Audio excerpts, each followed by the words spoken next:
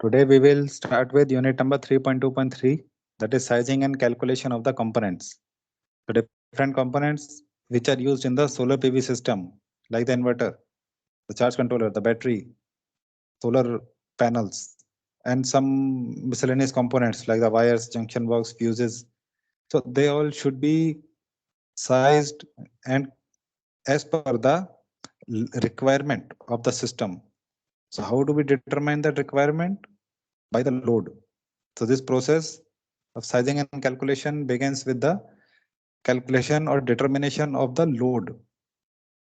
So how we have to begin?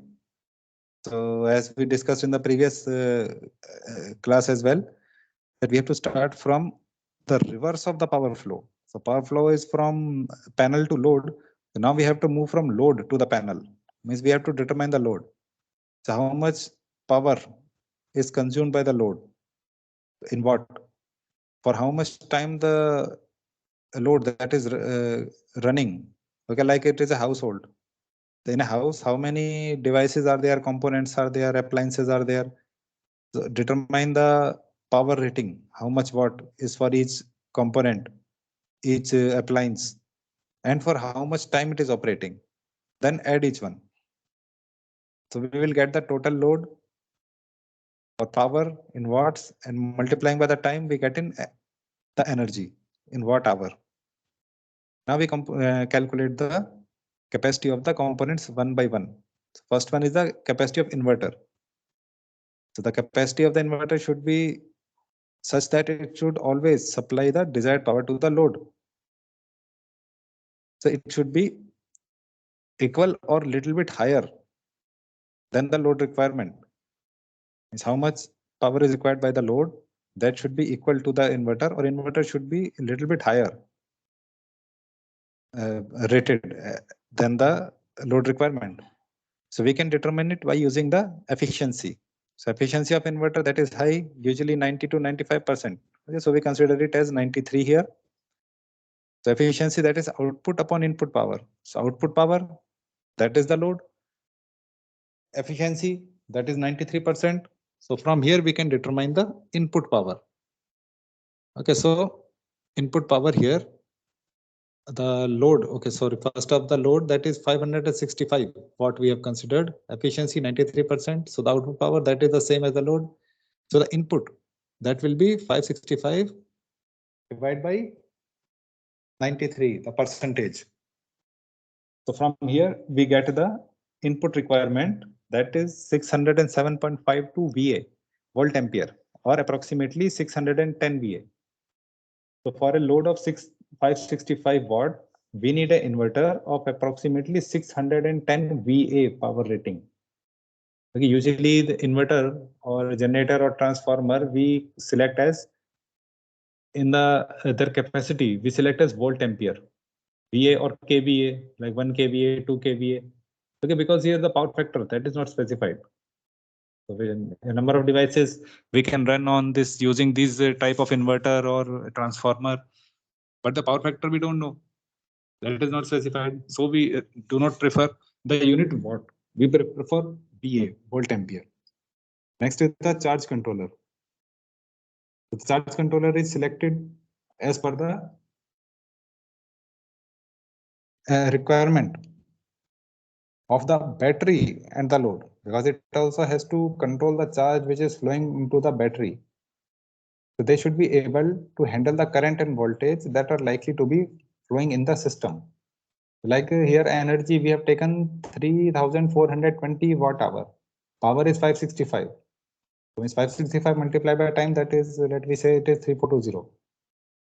Okay, then voltage, battery mostly they are 12 volt, commonly which we are using in most of our applications.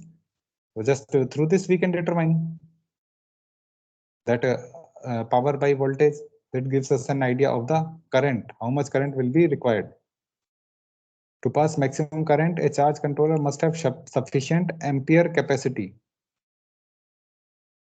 Okay, so majority of appliances require more current in order to start rather than keep running. Okay, it means during starting, more current is drawn by the machines or the components.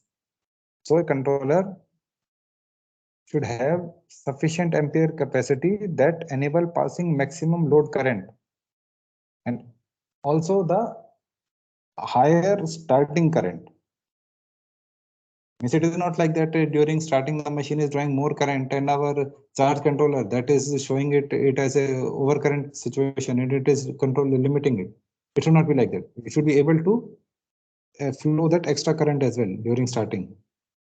Next component is battery.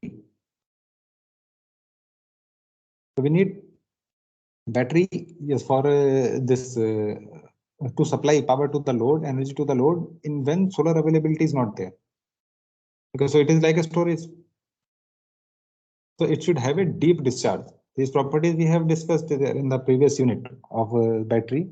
So deep discharge should be there. So a large battery. The battery that should be large, which has the capacity to operate appliance for 5 days at a stretch without the need to recharge must be installed. Means the battery should be that much of large size or capacity that for 5 days it can supply the load. Now how to calculate? What are the points which we should consider for selecting the battery?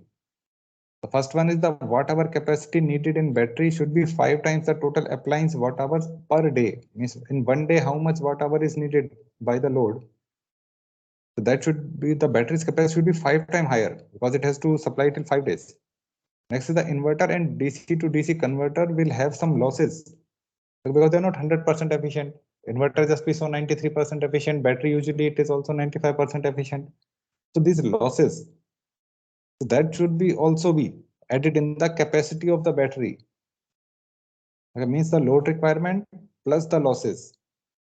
This much of the storage capacity should be there in the battery. The size of the battery must be large enough so that the appliances will use 1/5 of its full charge in one day. Okay, because it has to work for 5 days as per our requirements. So how to calculate it?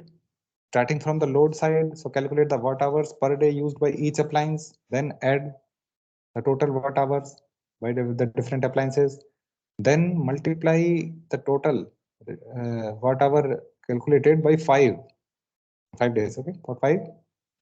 Okay, for a deep discharge battery, just okay, we will cover it. Then divide the result by the battery voltage.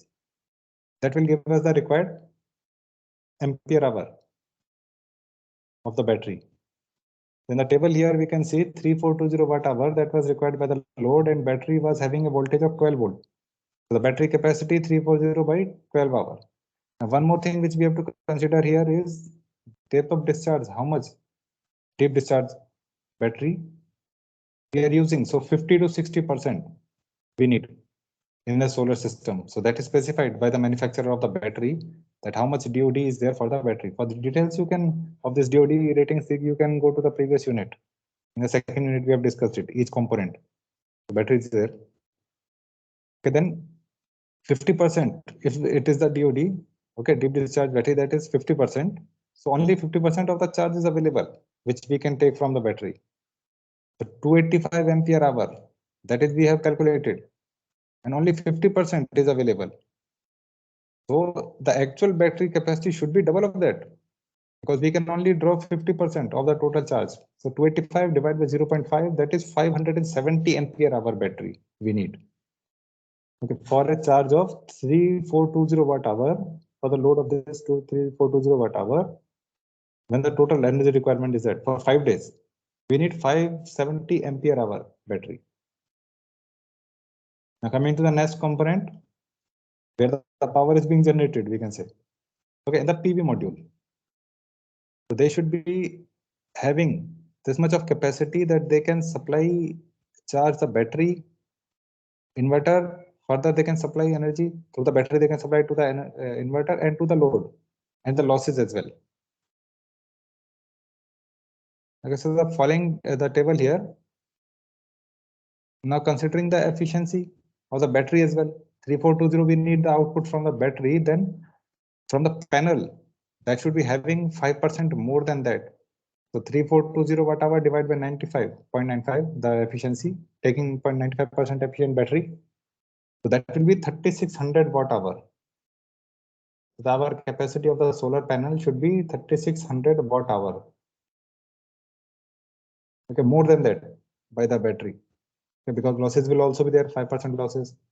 Okay, to estimate the requirement for the number of PV modules, the availability of solar radiation at the location where PV system is installed must be considered. Yes, because solar availability is different at different areas, different locations. So where we are installing our system, the locally availability of solar energy that we have to consider. In India, it ranges from 4 to 7 kilowatt hour per meter square per day. Okay, now we are taking 4.5 as the area that is having 4.5. Okay. Okay, now coming to the calculation of how much watt battery should we use. The energy from the PV module 3600, number of sunshine hours, that is 4.5. Okay, number of sunshine hours, then we can divide the energy 3600 by 4.5, that is 800 watt. Because 800 watt, this should be the wattage power rating of the PV module. The steps here they are shown in this figure. First of all, yes, calculate the load, individual load, then add it, then multiply it by 1.3. Okay, because we have to consider the losses as well from the inverter and from the battery. Then divide the total watt hours per day by the panel generation factor. The panel generation factor basically that it considers the local availability, sunshine availability, then the local hours for which the energy is available, how much radiation is available. Through that we consider. We will just cover it, this topic of panel generation factor in our next topic. So then divide by the total peak watt capacity by the peak watt of the panels which we are having. Okay, like the peak watt capacity comes at 800 watts. Okay, this is the peak power requirement, and our panel is having 100 watt one panel. So divided by 800 by 100, we will need 8 panels of 100 watt peak power capability. Okay, now coming to the panel generation factor. This depends on the climate. So in different area, different values of panel generation factors are considered. So here 4 areas are considered. Climate class 1, so mostly sunny and very less period of cloudy days. Okay, so less than 4 days means cloudy days are less than 4, and other days the clear sky is available. So the desert location, that is one of the example. So here the panel generation factor is 3.86. Another one, another class 2, here this is mostly days are partly cloudy, but fully cloudy days are less. Okay, less than 5 days. Okay, other days mostly partly cloudy or maybe clear sky. Okay, the panel generation factor that reduces to 3.43. Then next is third climate class 3. So cloudy period of 5 to 7 days occur regularly but are typically followed by 3 or more clear days. Here cloudy periods are more, 5 to 7 days, clear days are less, by 3, approximately 3 days. So the panel generation factor reduces to 3. Then climate class 4, cloudy periods of 10 or more days, means mostly they are cloudy and very less unusual days are clear. So here the panel generation factor will be less, it will be 2.57. So this reduces because it depends on the solar availability, number of sunshine hours, number of how much amount of radiation is we are receiving there, solar radiation. So dividing as per that, our area, our solar panel generation that is selected. Okay, last is the miscellaneous components like fuse, junction box, and wires. Okay, so they are needed to make the interconnections, connecting different components. So they should be able or selected as per the maximum current and voltage. And the main parameter, that is the current. It should not be like that the maximum current has been reached and our fuse has broken, fuse cut out. No, it should be selected as per the maximum current which our system needs. So normally a standalone system will have DC side as well as AC side. So both voltage and current for DC and AC side we have to consider. The estimation of maximum current is useful in deciding the appropriate components, fuses, junction box, and wires. Okay, our section ends here.